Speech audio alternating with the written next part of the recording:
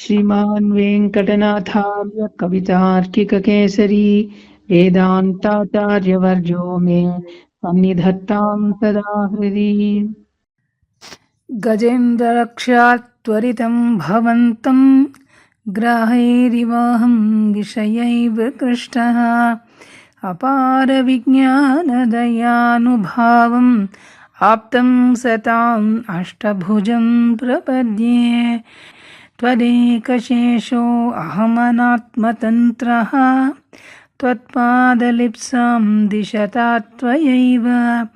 असत्समोऽप्यष्टभुजास्पदेश सत्तानिदानीं नुपलम्भितोऽस्मि स्वरूपरूपास्त्रविभूषणार्जैः परत्वचिन्तां त्वयि दुर्निवारां भोगे मृदूपक्रमतामभीप्सन् शीलादिभिर्वारयसीव पुंसाम् क्षर्तिं शरण्यान्तरशब्दभाजां सारं च सन्तोल्य फलान्तराणां त्वत्तास्य हेतो त्वयि निर्विशङ्कं न्यस्तात्मनां नाथ बिभर्षि भारम् अभीतिहेतोरनुवर्तनीयं नाथ त्वदन्यं न विभावयामि भयं कुतः स्यात् त्वयि सानुकम्पे रक्षा कुतः स्यात् त्वयि जातरोषे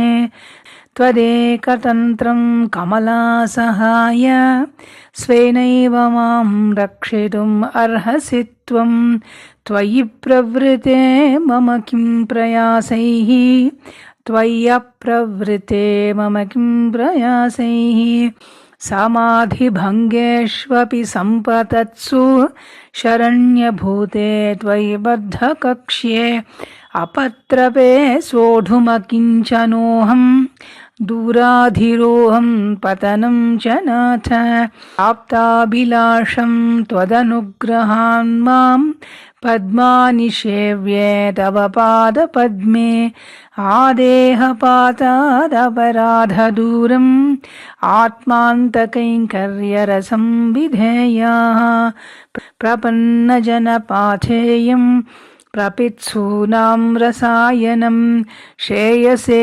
जगतामेतत् श्रीमद् अष्टभुजाष्टकम् शरणागतसन्त्राणत्वरा द्विगुणबाहुना हरिणा वेङ्कटेशीया स्तुतिः स्वीक्रियताम् इयम्। कवितार्किकसिंहाय कल्याणगुणशालिने श्रीमते वेङ्कटेशाय वेदान्तगुरवे नमः। श्रीमते निगमान्तमहादेशिकाय नमः।